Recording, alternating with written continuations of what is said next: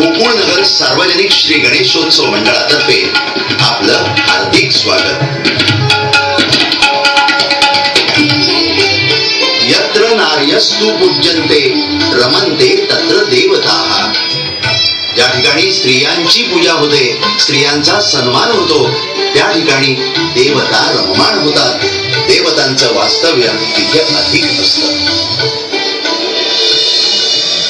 मंडळी, देवांच्या अस्तित्वात देवतांना अनन्यसाधारण महत्व आहे. किंबहुना देवतांशिवाय देवांच्या अस्तित्वाचा कदाचित प्रश्न निर्माण होईल. उदाहरणांदाखल सांगायचं तर शंकराची पार्वती, रामाची सीता, कृष्णाची राधा, विठ्ठलाची रुक्मिणी या पुराणातील जोड्यांमध्ये प्रत्यक्ष देवांनी स्त्रियांना आपल्या बरोबरीचा मान दिला आहे. आणि यात आपली जननी, आपली आई साक्षात देवीच आहे, त्यामुळे तीही पूजनीयच.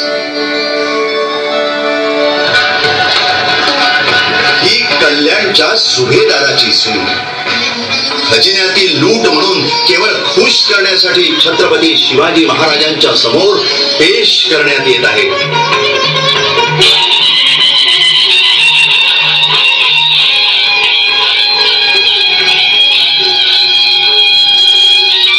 यावर शिवराय म्हणतात, अशीच आमुची आई असती सुंदर रूपवती, तर सुंदर झालो असतो आम्ही.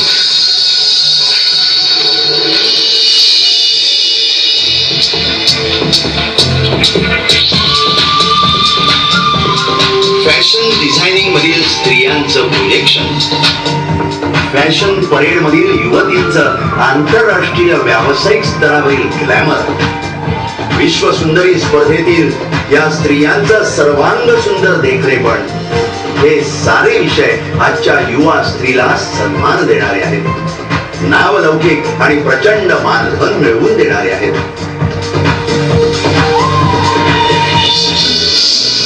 अहो, आज महिलांची मजल अंतराळापर्यंत जाऊन पोहोचली.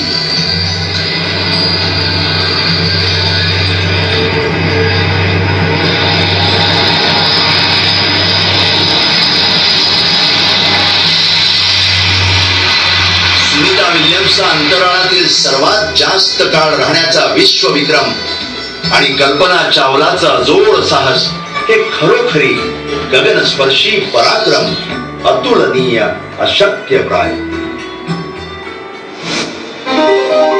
एका बाजूला आजच्या या महिलांना सन्मानाचे मुकुट लाभत असताना, कौतुकांचे वर्षाव होत असताना, महिलांवर अत्याचार होतात, महिलांचं लैंगिक शोषण होतं, व तिची समाजामध्ये, कुटुंबामध्ये पराकोटीची मानहानी होते.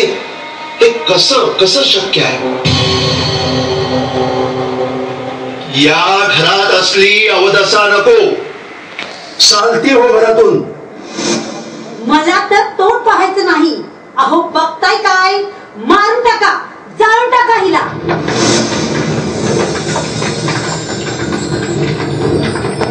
नका, मला जाळू नका. मी अपराध तरी काय केला? दया करा, दया करा, वाचवा, वाचवा, कुणीतरी वाचवा, मला वाचवा, वाचवा. एकीकडे सुनेला जाळू पाहणारा समाज, दुसरीकडे 4-5 वर्षांच्या चिमुरडीला याच समाजातील एखादा वृद्ध ओरबडताना दिसतो, तिच्यावर बलात्कार करतो.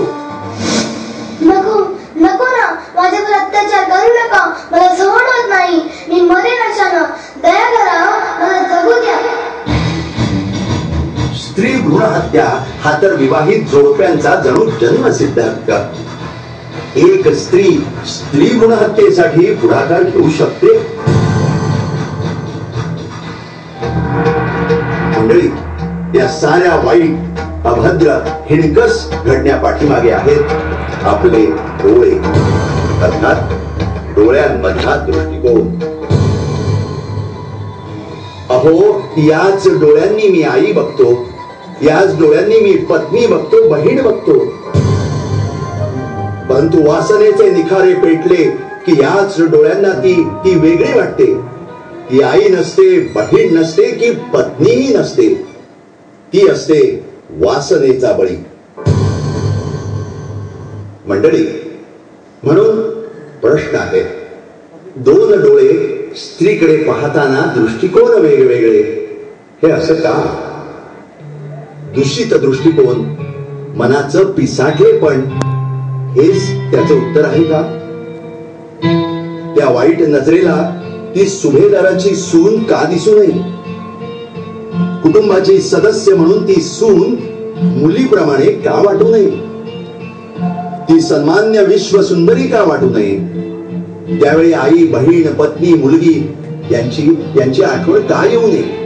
फूलों का तारों का सबका कहना है कि हजारों में मेरी कहना है, सारी उम्र हमें संग रहना है. फूलों का तारों का सबका कहना है.